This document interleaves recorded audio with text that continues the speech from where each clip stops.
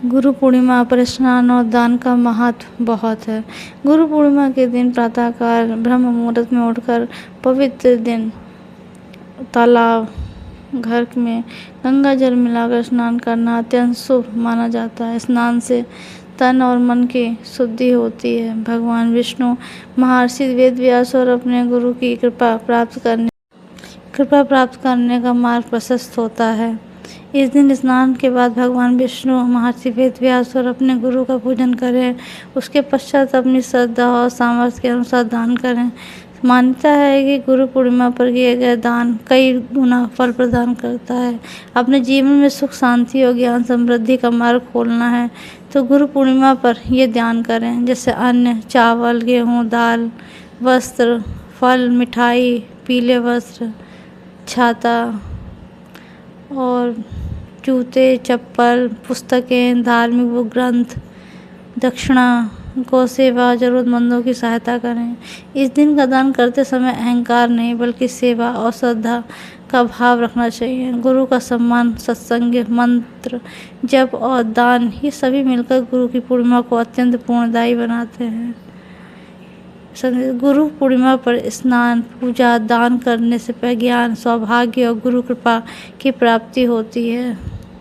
महर्षि वेदव्यास की कथा। पौराणिक मान्यताओं के अनुसार महर्षि वेदव्यास भगवान विष्णु के अंश अवतार माने जाते हैं। उन्होंने वेदों का विभाजन किया है, महाभारत की रचना की है और 18 पुराणों की परंपरा को व्यवस्थित किया है। इसी कारण गुरु पूर्णिमा को व्यास पूर्णिमा भी कहा जाता है। महर्षि वेदव्यास की प्रेरणादायक कथा। बहुत समय पहले महर्षि पराशर एक बार यमुना नदी के पार करना चाहते थे। वहाँ एक नाव चलाने वाली कन्या थी जिसका नाम सत्यवती था और सत्यवती ने महर्षि को नदी के पार कराई और महर्षि पराशर ने उनकी सेवा और विनम्रता और पवित्र भाव से प्रसन्न होकर उन्हें दिव्य वरदान दिया। कुछ समय बाद जब यमुना के बीच एक द्वीप पर एक तेजस्वी बालक का जन्म हुआ तो उन्हें वर्ण श्याम था और उनका जन्म द्वीप पर हुआ था तो इसलिए उनका नाम कृष्णद्वैपायन पड़ा। आगे चलकर वही कृष्णद्वैपायन महर्षि वेदव्यास के नाम से प्रसिद्ध हुए। बाल्यकाल से ही असाधारण बुद्धिमान थे। उन्होंने कठोर तपस्या कर वेदों का गहन अध्ययन किया था। उस समय वेदों का ज्ञान बहुत विशाल था और सामान्य लोगों के लिए उसे समझना कठिन था।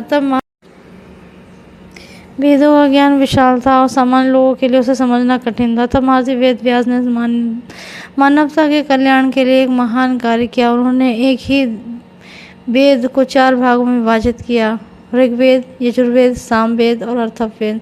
इसी कारण उन्हें वेदव्यास कहा गया है और वेदों का विभाजन करने वाले।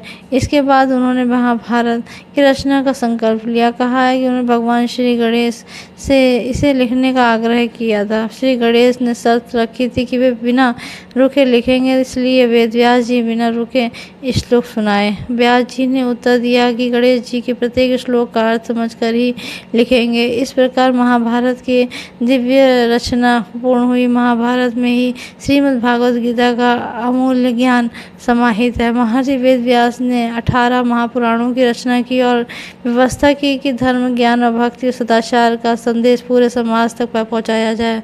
उनका उद्देश्य था कि हर व्यक्ति सत्य, धर्म और कर्तव्य के मार्ग पर चले। इसी महान योगदान के कारण आषाढ़ शुक्ल पूर्णिमा को गुरु पूर्णिमा और व्यास पूर्णिमा के रूप में मनाया जाता है। इस दिन गुरु पूर्णिमा वेदव्यास की पूजा का, उसके प्रति कृतज्ञता का व्यक्त की जाती है। ऐसा माना जाता है कि सच्चे मन से गुरु का सम्मान करने और ज्ञान का आदर करने से जीवन में सफलता और विवेक और आध्यात्मिक उन्नति प्राप्त होती है। महर्षि वेदव्यास जीवन हमें ये सिखाता है कि ज्ञान सबसे बड़ा धन है। जो व्यक्ति अपने ज्ञान का उपयोग समाज के कल्याण के लिए करता है वही सच्चा गुरु कहलाता है। इसलिए गुरु का सम्मान करें, ज्ञान का आदर करें और सदैव सत्य और धर्म के मार्ग पर चलें।